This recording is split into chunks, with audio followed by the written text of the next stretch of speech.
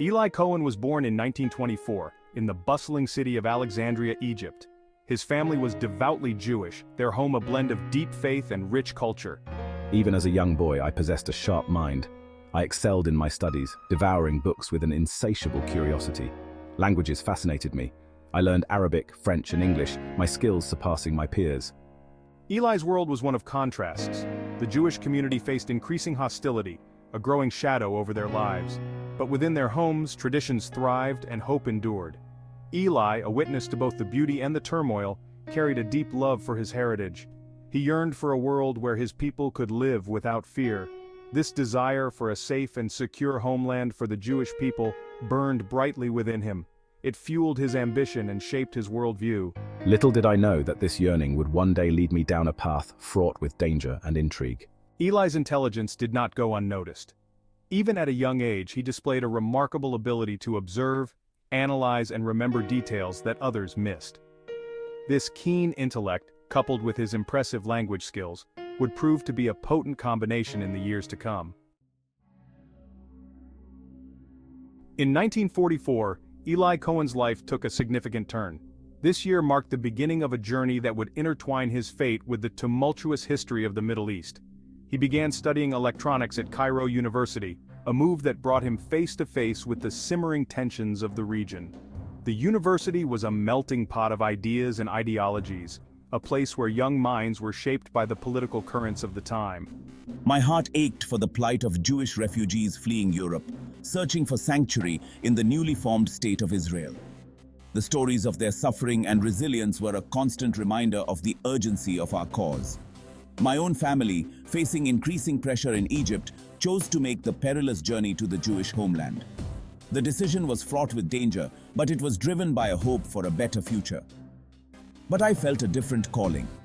I was torn between joining my family and contributing to the Zionist cause from within the Arab world. The choice was not easy, but I knew that my unique position could make a significant impact. It was during this time that he came into contact with underground Zionist networks operating in Egypt.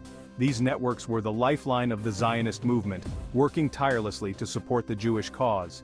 They recognized his intelligence, his language skills, and his unwavering commitment to the cause. His ability to blend in and gather crucial information made him an invaluable asset. My work with these networks was shrouded in secrecy, requiring unwavering dedication and a willingness to operate in the shadows. Every day was a test of my resolve and my ability to stay one step ahead of those who sought to uncover our activities. The risks were immense, but so was the potential reward, the chance to serve my people in their hour of need. The stakes were high, and failure was not an option. I didn't hesitate. I embraced the danger, driven by an unshakable belief in the Zionist dream. The vision of a safe and secure homeland for the Jewish people was worth any sacrifice. His activities in Cairo, though clandestine, brought him to the attention of the Mossad, Israel's intelligence agency. The Mossad was always on the lookout for individuals with the right skills and the right mindset. They saw in him a rare and valuable asset, a brilliant mind with an innate understanding of Arab culture and the ability to move seamlessly within its circles. His background and abilities made him the perfect candidate for their operations. His recruitment marked the beginning of an extraordinary journey, one that would test his limits and forever etch his name in the annals of espionage. Eli Cohen's story is a testament to the power of conviction and the lengths one will go to for a cause they believe in. In 1960, Eli Cohen embarked on a daring transformation. This was not just a change of name or appearance, but a complete overhaul of his identity, his very essence. He assumed the identity of Kamal Amin Thabet, a wealthy Syrian businessman returning from Argentina after years abroad. This cover story was chosen carefully, allowing him to blend seamlessly into Syrian society. This new persona was meticulously crafted, every detail designed to withstand scrutiny. From his forged documents to his fabricated backstory, nothing was left to chance. I immersed myself in the role, studying Syrian customs, perfecting my accent, and memorizing fabricated details of my past. I had to become Kamal Amin Thabet in every sense, leaving no room for doubt. My training was rigorous, pushing me to my physical and mental limits. I underwent intense physical conditioning, learning to endure hardships and remain focused under pressure. I learned the art of clandestine communication, mastering the techniques of dead drops and coded messages. These skills were crucial for passing information without arousing suspicion. I trained in hand-to-hand combat, weapons handling, and surveillance, preparing for the possibility of exposure and the need to protect my true identity at all costs. Every move, every decision had to be calculated and precise. The training was relentless, but it was necessary. I had to be ready for any situation, any threat that might arise. In 1961, Kamel Amin Thabet arrived in Damascus, ready to begin his mission. The city was vibrant, full of life, and ripe with opportunities for someone in his position. He quickly ingratiated himself into Syrian society, attending social gatherings and making connections. His charm, wit, and generosity opened doors to the highest echelons of power. His charm, wit, and generosity opened doors to the highest echelons of power. He became a well-known figure, someone people wanted to be around. He befriended high-ranking military officers, influential politicians, and prominent businessmen, all the while carefully concealing his true allegiance. These relationships were invaluable for his mission. All the while he was gathering intelligence, carefully noting every detail that could be of use. His true purpose was never far from his mind. My apartment, a luxurious haven in the heart of Damascus, became a hub for gathering intelligence. It was a place where I could entertain guests and extract valuable information. I hosted lavish parties, inviting my unsuspecting contacts, creating an atmosphere where they felt comfortable and let their guard down. Gleaning information from their casual conversations, their boasts, and their unguarded moments. Every word, every gesture was a potential clue. Eli Cohen, the boy from Alexandria, had vanished. The transformation was complete. In his place stood Kamel Amin Thabet, a man living a lie, his every move a calculated risk in the service of a cause greater than himself.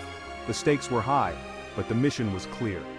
His dedication to his mission was unwavering, knowing that every day brought new challenges and dangers.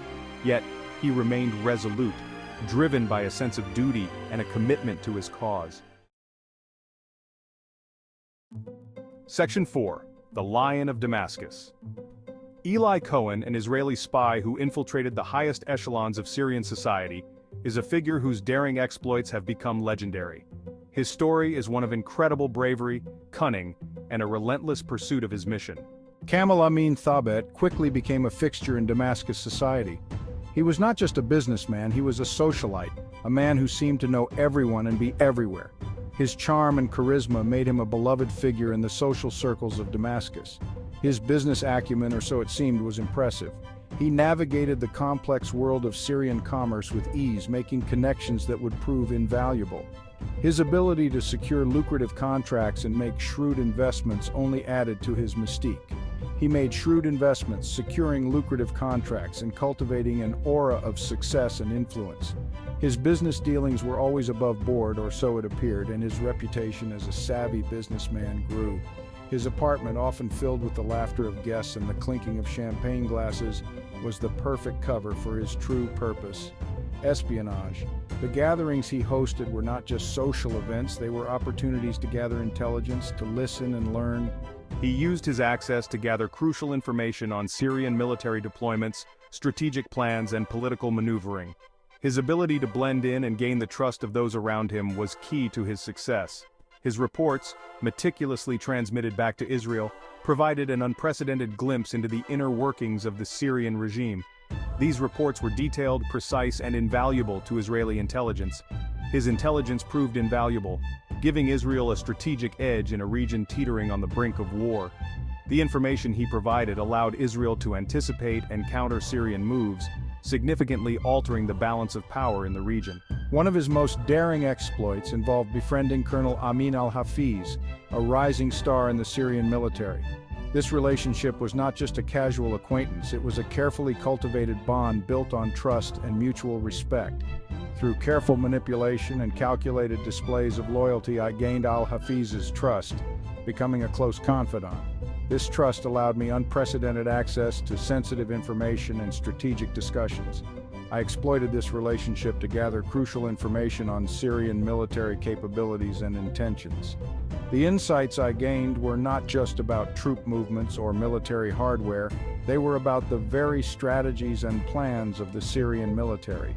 His intelligence extended beyond military matters. He delved into political strategies, economic plans, and even social dynamics, providing a comprehensive picture of the Syrian state. He uncovered details of Syrian plans to divert water sources from the Jordan River, a move that threatened Israel's water security. This was not just a military threat, it was a potential environmental and economic disaster for Israel. His reports allowed Israel to take preemptive action, thwarting the Syrian plan and averting a potential crisis. This was a significant victory, not just for Israeli intelligence, but for the nation as a whole. Eli Cohen, operating under the guise of Kamal Amin Thabet, had become Israel's most valuable asset. His ability to navigate the dangerous waters of espionage with such skill and bravery was unparalleled. My courage and cunning earned me the moniker, the Lion of Damascus. This title was not just a reflection of my bravery, but of the respect and fear I commanded within the very heart of the enemy's territory. Section 5: Secrets of the Golan. Eli Cohen's most significant contribution to Israel's security came from his intelligence gathering on the Golan Heights. This strategic plateau overlooking northern Israel was heavily fortified by the Syrian military. Using my charm and fabricated persona, I managed to secure access to these restricted areas. I expressed a keen interest in the Syrian military's fortifications, posing as a concerned citizen eager to witness his nation's defenses. He even went so far as to suggest, under the guise of patriotism, the planting of eucalyptus trees around Syrian bunkers. He argued that the trees would provide camouflage, concealing the positions from Israeli observation. The Syrian officers, blinded by trust in their supposed compatriot, readily agreed to my suggestion. Unbeknownst to them, this seemingly innocuous act of landscaping would have devastating consequences. The eucalyptus trees, planted on Cohen's recommendation, flourished in the Golan Heights climate, providing ideal cover for Syrian artillery positions. However, when the Six-Day War erupted in 1967, those very same trees became beacons for Israeli forces.